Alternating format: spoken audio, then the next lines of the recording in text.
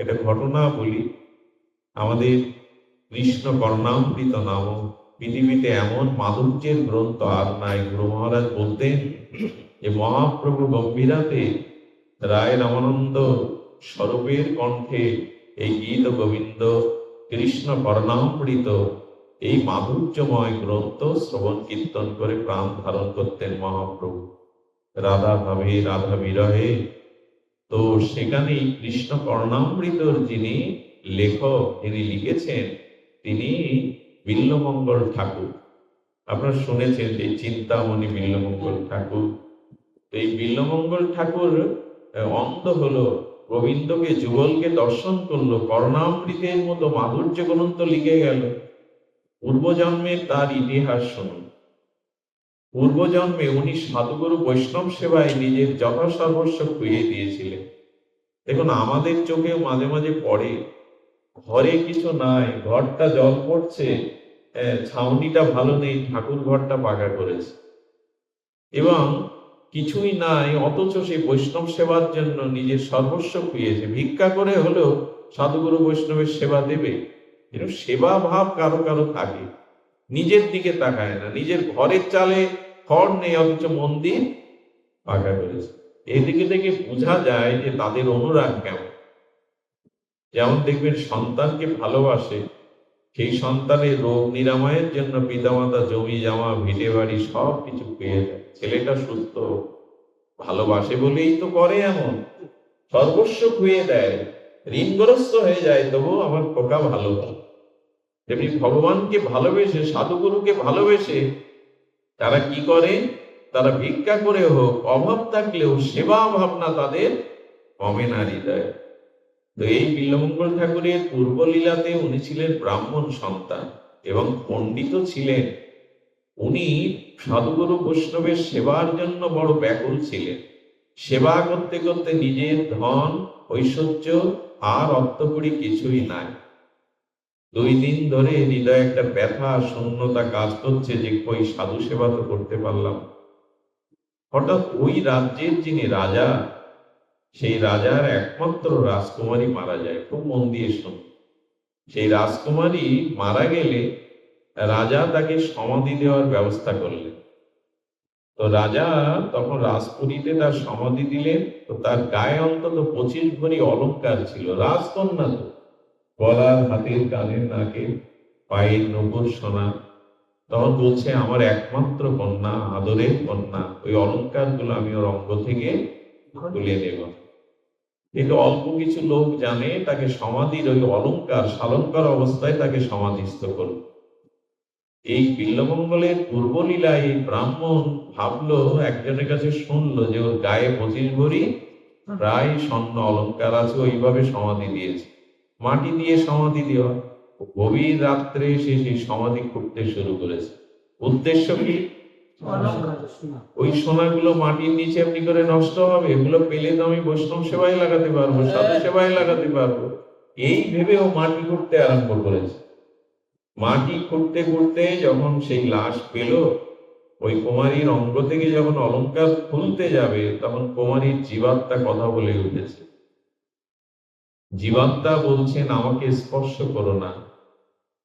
এই রাজকুমারী ছিলেন অত্যন্ত সতীসাধ্বী কুলরমণী, বিবাহ হয়নি, কিন্তু কোন পুরুষের স্পর্শ সে কখনো পায়নি। ভগবানমুখী ছিল, কাল তাকে নিয়ে গেছে, কিন্তু বলছে, দেখো, কোন পুরুষ আমাকে এ পর্যন্ত স্পর্শ করেনি, পিতা বা পিতৃবর্গ ছাড়া, তুমি আমাকে স্পর্শ করো না। তখন আবার এই ব্রাহ্মণ বলছেন, তুমি এই মাটির নিচে অলংকার নিয়ে শুয়ে থেকে কি করবে? অলংকারগুলি আমার প্রয়োজন, আমি সাধুগুরু বৈষ্ণবের সেবায় লাগাবো।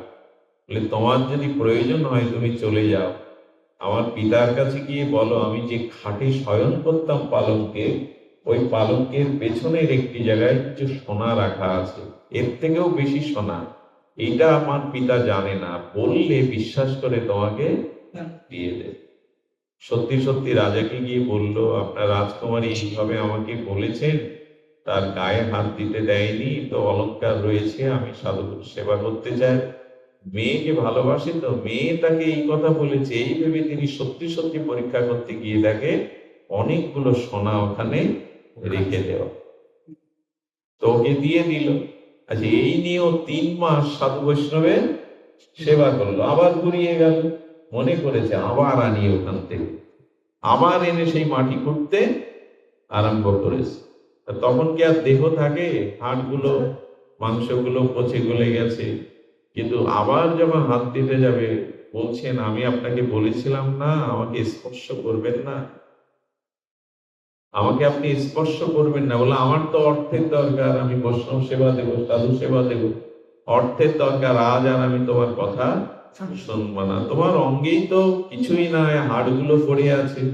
তো যখন স্পর্শ করলো, ওইগুলো নিয়ে নিল, তখন বললো আমি একটু অভিশাপ দিলাম তোমায়, আমাকে তোকে স্পর্শ করিনি, তুমি আগামী জন্মে এই বৈষ্ণব সেবার জন্য তুমি উচ্চকুলে জন্মাবে বটে, তোমার সেবা ভাবনা থাকবে বটে সংস্কার রূপে, কিন্তু তুমি পতিত হবে, স্খলিত হয়ে যাবে কিছুদিনের জন্য। ইনি হলেন পরবর্তীতে এই বিল্বমঙ্গল ঠাকুর। ব্রাহ্মণ কুমার পতিত, যেটা অভিশাপ পেল, কি হলো? এক চিন্তা নামক বারবনিতার মোহে পড়ে গেল। পিতার শ্রাদ্ধের দিনও অন্ধকারে নদী পার হয়ে, সাপ পার হয়ে সেই পতিতার কাছে গেল।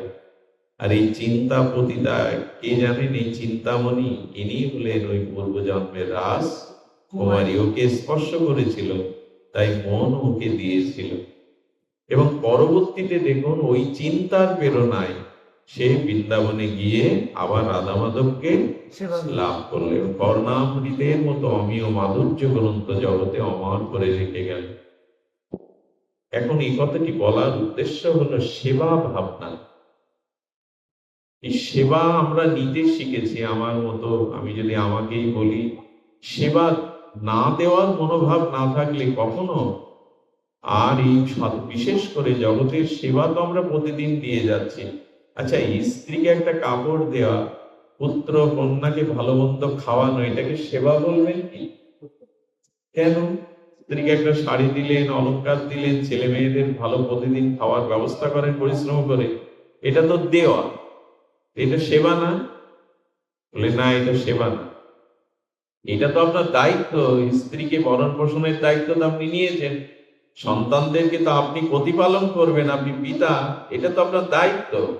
কিন্তু যার বস্ত্র নেই তাকে একটি বস্ত্র দেওয়া, যার মুখে অন্ন নেই তাকে এক মুঠো অন্ন দেওয়া, একে বলে সেবা। আমরা সেবা বুঝেছি শুধু বাড়ি করে ভালো মন্দ খাওয়া বলো, পোশাক, বাইরে কাজ কি হলো তা আমাদের দেখার দরকার। এই স্ত্রী পুত্রকে তো করে যেতে হবে, এটা সেবা বলে না, এটা দায়িত্ব বলে, এটা আমার কর্তব্য বলে। একটা বস্ত্র যার জীর্ণ শীর্ণ, তাকে একটা বস্ত্র দিন, একে বলে দান। তো সংসারে সেবা ভাবনা যদি আমাদের থাকে, সেই সেবা ভাবনা দ্বারাই আমাদেরকে কল্যাণ হয়। অপূর্ব একটা লীলা স্মরণে এলো, সেই লীলাটি শ্রবণ করুন, যে সাধুগুরু বৈষ্ণবের সেবার মহিমা। আমি গত কয়েকদিন মনে হয় লীলাটি বলেছি কয়েকবার, তবু তো তৃষ্ণা মেটে না। সেটা হলো, দেখুন, কারো জল পিপাসা লেগেছে, পিপাসাটা গাঢ় হয়নি, শিথিল, তো ধীরে ধীরে পিপাসাটা গাঢ় হতে শুরু করেছে। তো যখন প্রাণটা ওষ্ঠাগত, পিপাসাটা চরম পর্যায়ে, যখন জল না হলে আর আপনি চলতে পারছেন না, আর আপনার প্রাণ বাঁচবে না, তার বদলে যদি আপনাকে দুগ্ধ, আপনাকে ক্ষীর, পরমান্ন, এগুলি মধু দেয়া হয়, শান্তি পাবে না। আচ্ছা, পিপাসায় চিৎকার করছে ওষ্ঠাগত প্রাণ, তখন সোনা দিলে সোনা খেতে ইচ্ছা করবে? কিছু ইচ্ছা করবে না, জল চায়। তেমনি দেখুন, ভগবানকে পাওয়ার যে এই যে সাধুগুরু বৈষ্ণব, এই যে ভজন হরিকথা, এর দ্বারা একটা পিপাসা জাগাতে হবে। ভগবানকে পেতেই হবে, তাকে না পেলে, যেমন জল না পেলে ওই ব্যক্তি ক্ষীর, মাখন, ননি দিলেও, মিষ্টান্ন দিলেও সে শান্তি পাবে না, যেমন ভগবানকে না পাওয়া পর্যন্ত, অর্থাৎ জল পান না করা পর্যন্ত, ভগবানের ভজন না করা পর্যন্ত অন্য কিছুতেই আপনি শান্তি পেতে পারেন। জলের বদলে মধু দিন, ক্ষীর দিন, পায়েস দিন, জল ছাড়া কি ওই অভাব মিটবে অন্য বস্তুতে? ভগবানকে ভজন না করা পর্যন্ত যা কিছু থাকুক সবকিছু থাকলে যদি শান্তি হতো, মানুষের শান্তির কাঙাল হতো। বিল্ডিং বাড়ি থাকলে, দোতলা থাকলে, সুন্দরী স্ত্রী থাকলে, অর্থবিত্ত থাকলেই যদি শান্তি পেত, জীবন পরিদীপ্ত হতো, মানুষ এত অশান্তিতে থাকতো না। জল চাই, অন্য কিছু দিলে তার তৃষ্ণা মিটবে। এই জন্য ভগবানকে চাওয়াটা আগে, পাওয়া কবে হবে আমি জানি না তার কৃপায়, কিন্তু চাইছি তো। দেখুন, ভগবানকে যদি যথাযথ চাই, তার কিছু লক্ষণ আপনার মধ্যে দেখা দেবে। কেমন? প্রতিদিন আমি দোকানদারি করি, কি আপনি দোকানদারি করেন, প্রতিদিন আপনার 20,000 টাকা লাভ হয়। এইটা প্রতিদিনের একটা আপনার আয়, আর এই দিয়ে আপনি সংসার, পরিজন, ভবিষ্যৎ ছেলে মেয়ে লেখাপড়া করান। তো যদি অলসতা আসে, সকালবেলা একটু রাত জাগ জেগেছেন, কখনই কি মনে হয় ও 20,000 টাকা ফেলে থাক, আমি আর দোকানে যাব না? বরঞ্চ জ্বর এসেছে, উঠতে পারছেন না, তবু দোকানে যেতেই হবে। হয় কিনা আমাদের? আচ্ছা, দোকানদারি করছেন, 20,000 টাকা প্রতিদিন আয় হয়, ওই টাকাটায় আপনার সংসার চলে, আপনার জীবন ভবিষ্যৎ চলে।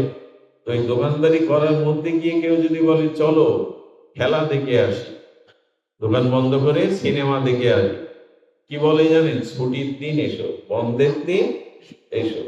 তার মানে ওই টাকার প্রতি তার যে মহত্বটা, এবং ওটা যে তার প্রয়োজন, ওটা তার প্রয়োজন, এবং ওকে সে ভালোবাসে, মহত্ব। এই জন্য শরীর খারাপ হলেও দোকানে গিয়ে বসে। দোকান চলাকালীন কেউ খেলা দেখতে বা সিনেমা দেখতে যেতে বললে দোকান বন্ধ করে, কারণ টাকার একটা গুরুত্ব আছে, প্রয়োজন আছে, মহত্ব আছে। ঠিক আপনি যদি মনে করেন যে ভগবানেরও গুরুত্ব আছে, ভগবানকে পাওয়াও আপনার একটা মহত্ব আছে, তখন আর অন্য কিছু করতে ভালো লাগবে? বলো, তাস খেলি, গিয়ে গল্প করি, ভালো লাগবে? ভালো লাগবে। আমি বোঝাতে পারলাম না। 20,000 টাকা আমার প্রয়োজন, ওতেই আমার সংসার চলে, আমার ভূত ভবিষ্যৎ চলে। তাই দোকান আমি সহসা বন্ধ রাখতে চাই না। কিন্তু ভজন একদিন আজ করলাম না, তাতে কি মনে পড়ে দোকান খোলা হলো না? ইস, আজ 20,000 টাকা, আর আজ দোকানটা 10 বার বলে দোকান খোলা হলো না। তার সকালে যে আহ্নিক করতে পারলাম না, এটা মনে হয় তো হায় হায়, আজ আমার আহ্নিক হলো। বলি কি এরকম হাই হাই করি যে আহ্নিক হলো না? আমার গুরুত্বটা টাকায় আছে বলে, দোকানে আছে বলে হাই হাই করি, আজ দোকান খোলা হলো না, আজ এই মুনাফা হলো না। দোকান বন্ধ করে সিনেমাও যায় না, কিন্তু ভগবানের জন্য এই প্রয়োজনটা কোথায়? যদি এই প্রয়োজন অনুভব করেন, অনুভব কেন করতে হবে জানেন? সময়, যারা সময়ের মূল্য দেয়নি, এরা সাধক না। সাধু সেই যে সময়ের মূল্য দেয়, সময়ে যে সাবধান হয়।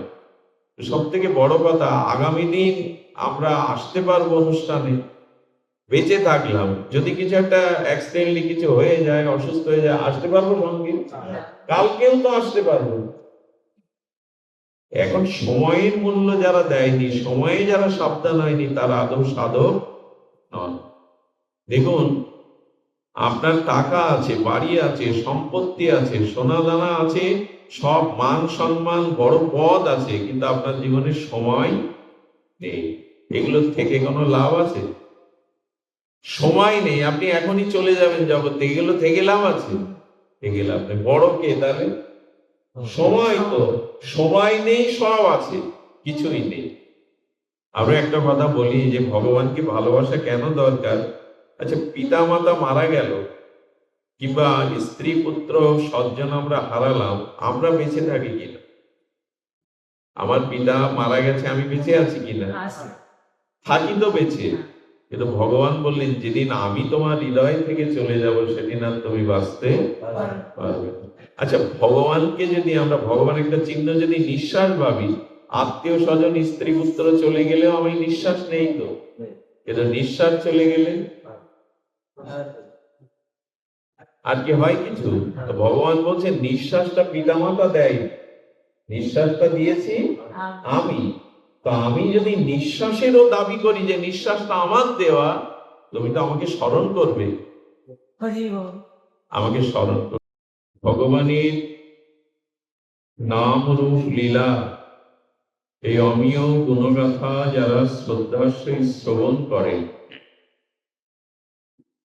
নববিধা ভক্তি আদ্য এবং শ্রেষ্ঠ হলো এই হরিকথা, ভগবত কথা শ্রবণ। তো যদি কেউ নৈষ্ঠিকী অর্থাৎ নিষ্ঠা বা শ্রদ্ধার সহিত হরিকথা শ্রবণ করেন, তো ভগবান সেই জীবের হৃদয়ে বন্ধু হয়ে প্রবেশ করেন। ভগবান বলছেন শরীর সদাম, আমি তার হৃদয়ে বন্ধুরূপে হরিকথা দ্বারা প্রবেশ করি। এখন ভগবান যদি কারো দুয়ারে, কারো ঘরে প্রবেশ করে, তাহলে কি হয়? যেমনটি সূর্য উদয় হলে অন্ধকার দূর হয়, তেমনি হরি কথামৃত শ্রবণের দ্বারা যার হৃদয়ে ভগবান বন্ধুরূপে প্রকাশ হন, তারও অনাদিকালের অবিদ্যা, অজ্ঞানতা, পাপ, অপরাধ বোধ, এই অভদ্রাণী সবকিছু দূর হয়ে যায়। দেখবেন যুদ্ধক্ষেত্রে যদি সুর এবং বীর এই যোদ্ধা এসে উপস্থিত হয়, তো যারা ভীরু, যারা কাপুরুষ, তারা তখন পলায়ন করে। তেমনি ভগবানের গুণগাথা শ্রবণে ভগবান যার হৃদয়ে বন্ধুরূপে, বান্ধব সুদৃঢ় রূপে প্রবেশ করেন, তার হৃদয়ের যে শত্রু, কাম, ক্রোধ, হিংসা, বিদ্বেষ, এরাও দূরীভূত হয়। আর বীর যোদ্ধা, দেবগণ, সুরগণ আর বীরগণ উপস্থিত হলে ভীরু কাপুরুষ যারা, তারা যেমন পলায়ন করে, ভগবান হৃদয়ে এলে দুর্বলতাও, আমাদের সংকীর্ণতা, এগুলি দূর হয়। দেখবেন গুহার মধ্যে, শৃঙ্গ বা পর্বতের গুহার মধ্যে অনেক বিষাক্ত জীব জন্তু এরা বাস করে। সেই গুহা তাদের আশ্রয়, কত কীট পতঙ্গ, সর্প। কিন্তু ওইখানে যদি কেউ আগুন জ্বালিয়ে দেয়, তাহলে সেই পোকাগুলো গুহা থেকে বাইরে বেরিয়ে যায়, আর তারা থাকতে পারে না। তেমনি হরিকথার শ্রবণ কীর্তন দ্বারা যার হৃদয়ের জ্ঞানের অগ্নি জ্বলে ওঠে, বিবেক চেতনার অগ্নি জ্বলে ওঠে, জ্ঞান অগ্নি, তখনই তার হৃদয়ে যে পোকামাকড় রূপ কীট পতঙ্গ, দূষিত ভাবনা এবং আমাদের হৃদয়ে যে পাপ ও চিন্তা, অপরের ক্ষতির চিন্তা, হিংসা, বিদ্বেষ, এই কীট পতঙ্গ গুলো দূর হয়ে যায়। প্রয়োজন হরিকথা শ্রবণ কীর্তন করা। এই জন্য বলছেন অভদ্রাণী, আমাদের হৃদয়ে যে অভদ্র রূপ, হিংসা, বিদ্বেষ, কুচিন্তা, কুভাবনা, পরনিন্দা, পরদোষ অন্বেষণ, এই যে অভদ্রগুলি রয়ে গেছে আমাদের হৃদয়ে অনেক জন্ম জন্মান্তরের কুসংস্কার, এটা দূর করার উপায় হরিকথা শ্রবণ। এই জন্য বলছে নষ্ট প্রায়শ ভদ্রেষু নিত্যং ভাগবত সেবায়া। হরিকথা যদি কেউ নিত্য শ্রবণ কীর্তন করে, তাহলে সে ভদ্র হয়ে যায়। ভদ্র বলতে তখন তার বিবেক, তার চেতনা, তার উদারতা সে অনুভব করে। অনুভূতির জন্য, অনুভবের জন্য সাধু সঙ্গে হরিকথা, তা না হলে তো অনুভব আসবে না। আচ্ছা, লক্ষ্য করুন, স্কুল আছে, স্কুলের বিল্ডিং আছে, ঘর আছে, কক্ষ আছে, সেখানে বাচ্চাদের জন্য বসবার চেয়ার টেবিল আছে, ছাত্রদের জন্য শিক্ষকের চেয়ারটাও আছে, টেবিলও আছে, ব্ল্যাক বোর্ড আছে। আর এই ছাত্রগুলো স্কুলে যায়, কিন্তু একজনও শিক্ষক নাই সেই স্কুলে, তারা বিদ্যা অর্জন করতে পারবে কি? না।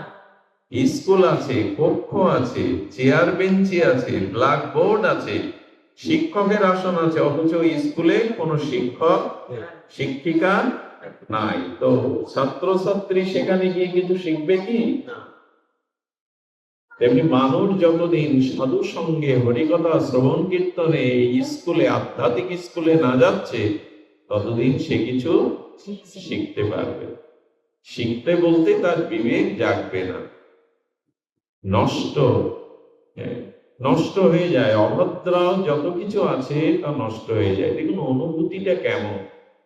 এক রাজার তার সেই রাজ দরবারের সামনে মাউত একটি বলবান হস্তিকে স্নান করিয়ে এনেছে সরোবর থেকে।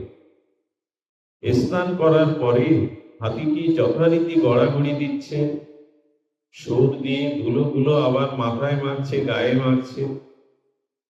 একজন আগন্তুক পথিক প্রশ্ন করছে এই মাউতের কাছে, হাতিটাকে তুমি সুন্দর করে স্নান করিয়ে আনলে, আর এই ধুলাবালি মেঘে এখন কর্দমাক্ত কাদায় দেহটা ভরে গেছে, হাতি এমন করছে কেন? তো মাউত কি উত্তর দেবে? বলে, দেখুন, এরা তো জঙ্গলি জানোয়ার, এদের স্বভাব ওই যে স্নান করে এসে আর ধুলা মাখা, এই স্বভাব ওরা ত্যাগ করতে পারে না। এটা জঙ্গলি জানোয়ার, ওদের স্বভাবই এই। যতই আমি স্নান করাই, পরিষ্কার করাই, ওরা এই ধুলো মাকে কর্দমাক্ত কাদায় আর এই ধুলাই গড়াগড়ি দেবে। সেই প্রতীক এর উত্তরটি নিলেন মাউতে। নিয়ে যেতে কিছু দূরে গিয়ে দেখলেন একজন কবি, কবি মানে অনুভবী, তিনি আধ্যাত্মিক চেতনা হৃদয়ে ধারণ করেন। তাকে বলছে, আচ্ছা আপনি বলতে পারেন হাতিটা সরোবরের স্বচ্ছ জলে স্নান করে এসে কেন এই ধুলা মাখছে, আর বিশেষ করে সুরে ধুলাগুলি নিয়ে মাথায় ঘষছে? বললেন, ও, এর অর্থ দাঁড়ায় ওই হস্তিটাও, তার মধ্যে তো আত্মা আছে, কর্মফলে হয়তো এই জঙ্গলি জানোয়ার হয়েছে, কিন্তু ও কাদা করবার জন্য, গায়ে ময়লা মাখাবার জন্য ধুলো মাখছে না। এটা মনে এক একজনের অনুভূতি। কেন আছে? তা বলছে, ও খুঁজে বেড়াচ্ছে যে তুলিতে অহল্যা পাষাণী মানবী হয়ে গেছিল, হয়তো খুঁজছে এই পদে প্রভু রামচন্দ্রের রাজীবলোচনের চরণতলি মাখানো আছে কিনা। এটা যদি মাথায় দেয়, আমিও হয়তো এই জন্ম থেকে নিষ্কৃত। মাউত কি বলল? যে জঙ্গলি জানোয়ার, ওর স্বভাব হলো যে কাদা মাখা। এই কবি কি বলছেন?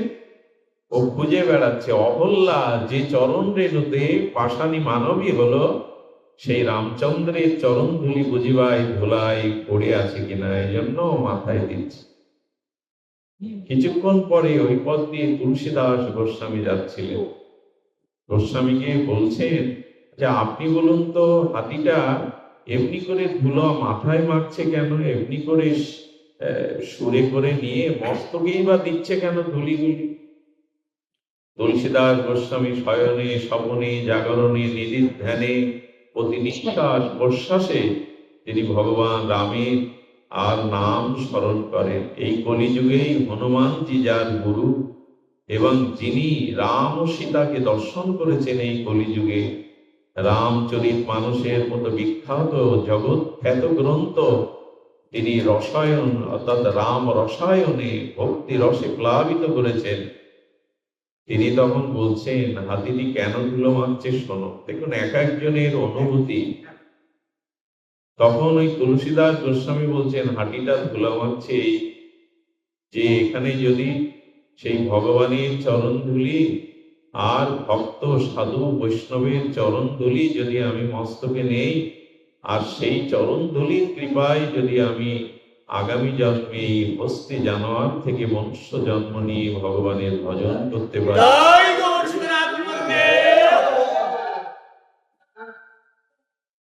আচ্ছা, কবি এবং ভগবানের প্রিয় মরমী ভক্ত আর মাউত কি বলল? তিন রকম বলল কিন্তু। তো তখন তুলসীদাস গোস্বামী বলছেন, দেখুন, আজ হাতিটি সাধুগুরু বৈষ্ণবের চরণধুলি মস্তকে দিচ্ছে যাতে এই কুল ত্যাগ করে মনুষ্য কুলে সে আসতে পারে।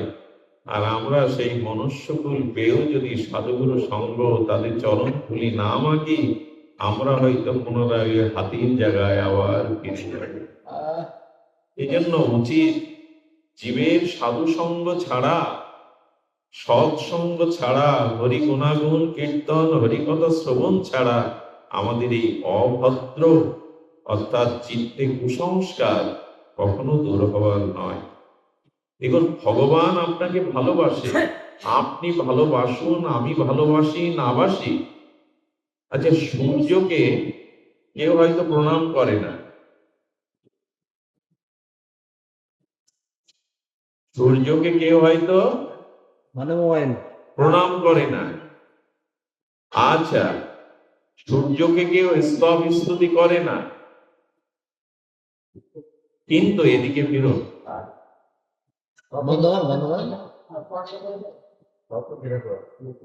সূর্যকে আমি হয়তো প্রণাম করি না, স্তুতি করি না, সূর্যের প্রতি আমি কোনো কৃতজ্ঞতা জানাই না, আরতি দেখাই না, তো এত তাড়াতাড়ি সূর্য উঠলো কেন, তাড়াতাড়ি ভোর হলো কেন, সূর্যের উপর মাঝে মাঝে রেগেও যায়, এই বলে কি সূর্য আমাকে আলো দেওয়া কখনো বন্ধ করেছে?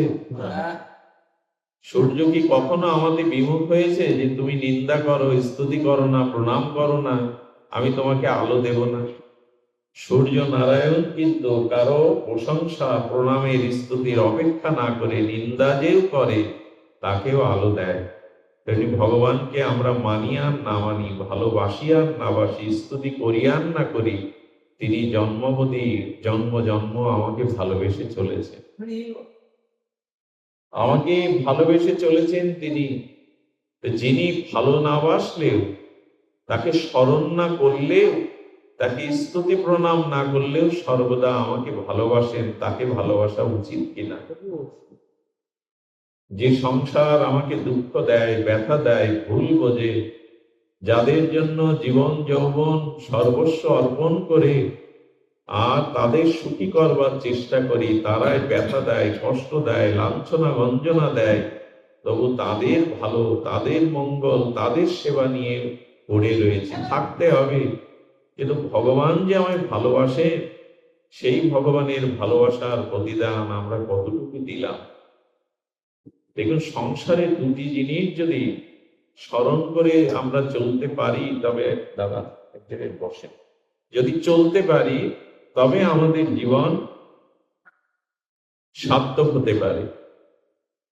যদি আমরা দুটি জিনিস জীবনে ধারণ করি, তাহলে আমাদের জীবনে জীবন বা আমাদের এই যে জগতে আসা, মনুষ্য জন্ম নেওয়া সার্থক হতে পারে।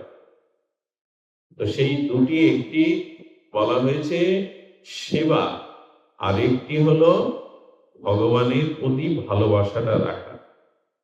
একটি হলো সেবা আর পরম পিতার প্রতি, পরম প্রেমময়ের প্রতি ভালোবাসা রাখা। সেবাটা করতে হবে সংসারকে, সংসারী মানুষদেরকে, জগৎকে, আর ভালোবাসাটা দিতে হবে ভগবান। একটা দৃষ্টান্ত দেই, আপনি আমি গৃহী সংসারী গারস্থে আছে, 5 জন অতিথি এলো, তো 5 জন অতিথি এলে আমরা অতিথিকে রেখে, বাড়ি রেখে আগে সেবা নেই না অতিথিকে আগে সেবা দেই? বরঞ্চ নিজেরা কম পায়, অল্প পায়, না পায়, তখন অতিথিকে সেবা দেই। এটা আপন কারা? অতিথিরা নাই পিতা মাতা স্বামী সন্তানেরা? আপন তো এরাই, কিন্তু ওদের সেবা দেই কেন? ওদের আদর যত্ন করি কেন? ওদের জন্য বড় ঘরটা ছেড়ে দেই কেন? মন দিয়ে শুনুন, দেই এই কারণে না, এই কারণে দেই যে ওরা তো আগন্তুক, ওরা এসেছে, আবার 2 ঘন্টা পরে হোক, একদিন পরে হোক, চলে যাবে। তাই আমরা পরে পাই আর না পাই, তাদেরকে সেবা করা উচিত। তারা তো চিরদিনের জন্য থাকতে আসে, ক্ষণিকের জন্য এসছে, 1 দিন 2 দিন 5 দিনের জন্য এসছে। এর ভেতরে এসো না, এর ভেতরে জায়গা নেই, এসো, যেখানে বসো, এখানে জায়গা নেই। সুধীজন, কেউ আর কিছু মনে করেন না, এখানে প্রবেশের জায়গা নেই, বসো, ভেতরে বসো। চলে যায়। কি বলছিলাম আমরা, যে অতিথিকে আমরা মনে করি ক্ষণিকের জন্য এসেছেন, 1 2 দিন 5 দিন পর চলে যাবে, তাই আমরা তাদেরকে সেবার জন্য ব্যস্ত হয়ে যায়, হাসি মুখে তাদের সাথে ব্যবহার করি, কথা বলি, সেবা দিই। ঠিক ওই কথাটি ভগবান গীতাতে বলছে, দেখো সংসারে এই শরীর, স্ত্রী পুত্র, এরা হলো আগন্তুক। আগন্তুক মানে এরা আমার সাথেও যাবে না, আবার আমার সাথেও এরা কেউ আসে। আমরা কাউকে সাথে নিয়ে এসছি, যখন জন্মেছি তখন টাকা, অলংকার এগুলি সাথে নিয়ে, পিতাকে আমি সাথে নিয়ে এসেছি, মাতাকে আমি সাথে নিয়ে আসছি, স্ত্রীকে সাথে নিয়ে এসেছি, কিছুই তো সাথে নিয়ে আসেনি, আবার পুনরায় যাব না। এই অতিথির মতো এই সংসারে আমাদের আসা। তাই অতিথিকে যেমন বাড়ি এলে তাদের আগে সেবা করতে হয়, সংসারকে স্ত্রী পুত্র যারা আছে এদের প্রতি ভালো ব্যবহার, সেবা করে যাও। কিন্তু জানতে হবে যে এরা থাকতে আসেনি, এরা চিরদিনের না, এরা চিরদিনের না। তাহলে সংসারকে কি দিতে হবে? পাড়া প্রতিবেশী স্ত্রী পুত্রকে আমার দায়িত্ব অনুযায়ী তাদের সেবা সুখ দিতে হবে, ভালোবাসাটা দিতে হবে ভগবান, ভালোবাসাটা দিতে হবে ভগবান। কিন্তু আমরা উল্টে ফেলেছি, সেবা মাঝে মাঝে ফুল জল দিতে হয় ভগবানকে, কিন্তু ভালোবেসেছি দেহকে, সংসারকে, স্ত্রী পুত্রকে।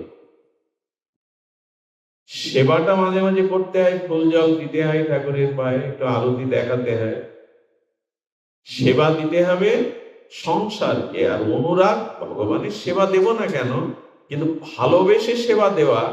আর করতে হয় তাই নিয়ম করে করলাম, এই দুটো কি এক? আমি ভগবানকে অনুরাগে ভালোবাসি, সেই সেবা। আর ওই করতে হয় বাড়িতে কেউ নেই, একটু ফুল জল দিতে হবে, তাই দেয়, দুটি এক নয়। তো ভগবানকে ভালোবাসলে সেবা আসবে। সংসারের নিয়ম হলো যা আগন্তুক, যা আসে আর চলে যায়, তাদের প্রতি সুব্যবহার করো, তাদের সেবা করো, কিন্তু ভালোবাসা ভগবানকে দাও। তা আমরা কি করেছে, আচ্ছা কিছু মনে নেবেন না, অপরাধ নেবেন না, আমার সামনে আপনি 1,00,000 টাকার একটি বান্ডেল আর একটা জপের মালা, গুরুদেবের প্রসাদী জপের মালা লাগলেন, আমি পছন্দ কাকে করব? আপনারা যাই বলুন, মালা পছন্দ করুন, আমি কিন্তু টাকা পছন্দ করবো। কি মালা পরেও নেওয়া যাবে, ওইটা বৃন্দাবনে গেলে, নবদ্বীপে বাবাজিদের কাছ থেকে, কিন্তু টাকা তো 1,00,000 টাকার বান্ডিল সবসময় পাবো না। আমি পছন্দ করলাম কাউকে, ভালোবাসলাম কাউকে, কাকে? টাকাকে। আরো দেখবেন, টাকাটা গুনতে যতটা আমরা সতর্ক হই, ঘুম আসে টাকা গুনতে?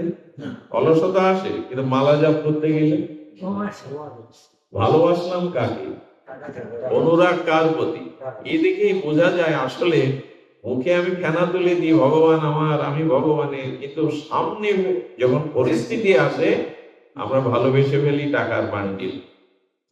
টাকা গুনতে মানুষ কত সতর্ক হয়, অথচ মালা জপ করতে গেলে আর পারে, ঘুমিয়ে পড়ে। ভালোবাসা যেখানে আছে দেখবেন সেখানে সময় চলে গেলেও তার ভ্রুক্ষেপ হয় না। আচ্ছা, 2 ঘন্টা বসে বলা হলো 16 মালা জপ করো, ঘরে ফোনে বসে একাকি 2 ঘন্টা মালা জপ করো, এটাতে দেখবেন মনে হয় যেন 10 ঘন্টা হয়ে গেছে।